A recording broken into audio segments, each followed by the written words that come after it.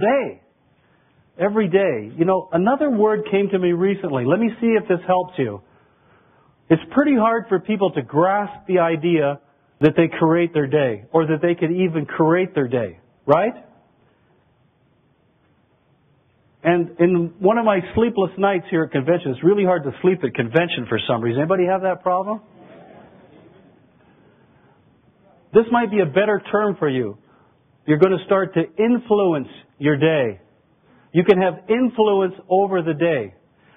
I don't talk to people until I have done something to create my intention for that day. I don't get on the phone unconsciously. You know, I have a whole procedure that I go through in the morning to get myself ready for that day. You know, whatever it is for you, it could be different for everybody here. For me, I'm visualizing on some kind of a future outcome, aren't I?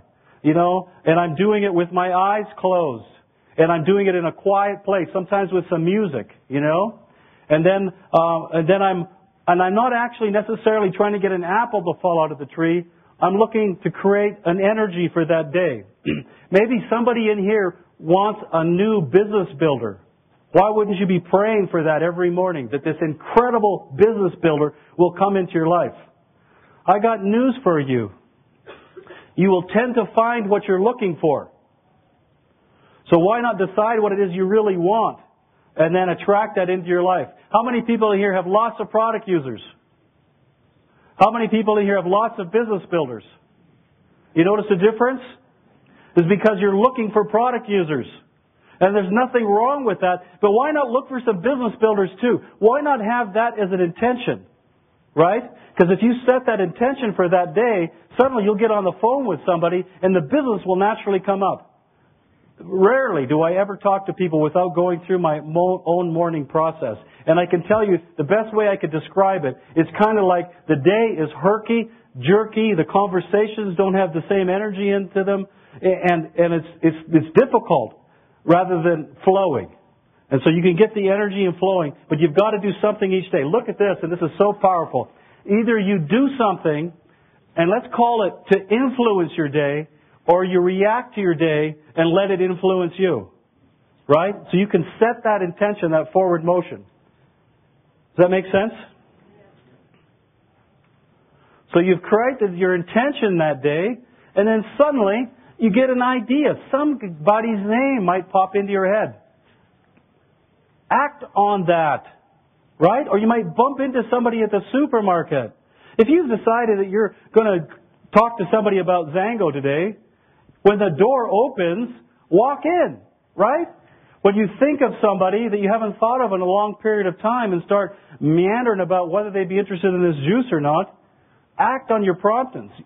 If you have an intention and someone pops into your mind, call them.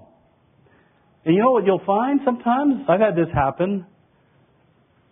Hey, John, actually they will call you sometimes. Has that ever happened to anybody in here? You start thinking about people, they will call you. That's cool. But often when you call them, they'll say, because I like to open this kind of a line when I call people. They'll say, listen, I've been thinking about you for the last couple of days. And they'll quite often say, yeah, I've been thinking about you too. I had this happen just last month. Okay, what about this though? Right? We're going along really nice here, right? We got our symbol. Man, we're going to become a premier. We're going to start doing conference calls, right? We know this Zango thing really works, don't we? I mean, the company's got a track record. We've seen people that have never been successful in anything become successful, haven't we? We know the juice is phenomenal. There's like 9,000 or 10,000 people at the convention. We know Zango works. We got all of these tools, right? And we're going along grooving and we're going to become a premier. And then the pitfall. What the heck is that? I'll tell you what it is. The pitfall. Zango works. This is Terry's father. He came to visit us in what our friend calls our enchanted forest. That's what she calls our property that we live in out there. He came to visit us. And this is the only time he came to our house. We've been there for 10 years. And he came to visit, and it's the only time he will come to our house because he's no longer on the planet. And it was really hard for him. He hadn't flown in like 20 years.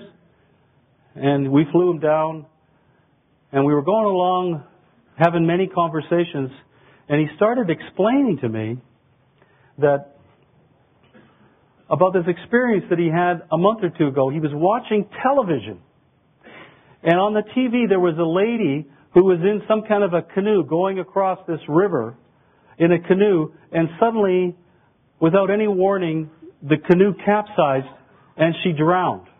And he was explaining this, and he says, so I've decided never to get in a boat again. I thought, wow. I mean, he didn't even know this person, right? I mean, it wasn't like it was his sister or that he was in the boat, right?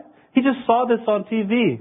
And I looked at him and I said, wow, one negative thought can change your whole life.